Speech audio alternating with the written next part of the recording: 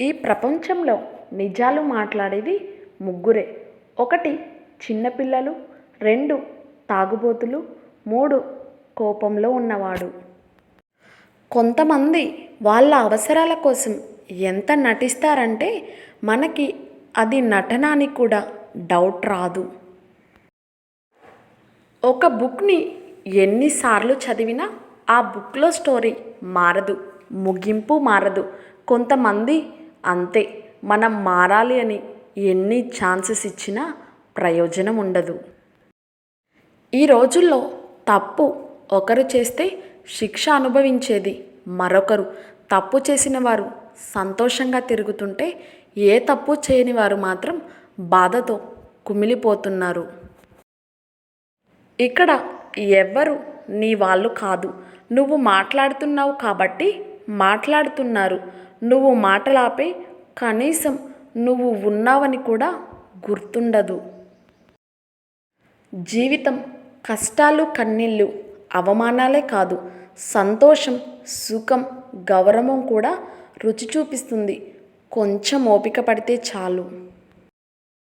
పాత సామెత, చావులేని ఇంటి నుంచి ఆవాలు తీసుకొనిరా. కొత్త సామెత, మొబైల్ వాడని ఇంటి నుంచి కోడల్ని తీసుకురా.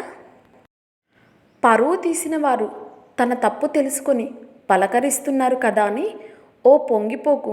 వాళ్ళకి ఇంకా ఏం పని పడిందో అని ఆలోచించి మళ్ళీ పరువు తీయటం వాళ్ళకి కొత్తేం కాదు. జాగ్రత్త.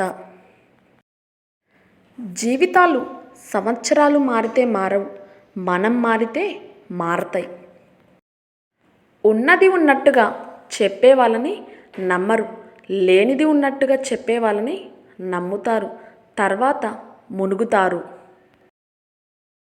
వేదం చదివితే ధర్మం తెలుస్తుంది, వైద్యం చదివితే రోగం తెలుస్తుంది, లోకం చదివితే బ్రతకడం తెలుస్తుంది. ఏమి లైఫ్ రా బాబు! నమ్మిన వాళ్ళు మోసం చేస్తున్నారా లేక మోసం చేసే వాళ్ళని నమ్ముతున్నామా? ఏమీ అర్థమై సావట్లేదు. ఏంటో ఈ జీవితం ఎటుపోతుందో అర్థం కావట్లేదు. అవసరం ఉంటే ఒకలా, అవసరం లేకుంటే మరోలా మాట్లాడే మనుషులు ఉన్న లోకం ఇది. ఇచ్చిన మాటకు సాయం చేసిన మనిషికి మర్యాద లేదు, విలువ కూడా అంతకంటే ఎక్కువ లేదు. సూర్యుడు తూర్పునే ఉదయిస్తాడు. అవసరాన్ని బట్టి మనిషి అన్ని దిక్కుల ఉదయిస్తాడు. 85% రిలేషన్స్, ఫ్రెండ్షిప్ ముగిసిపోవడానికి కారణం ముందు నేనెందుకు మాట్లాడాలి?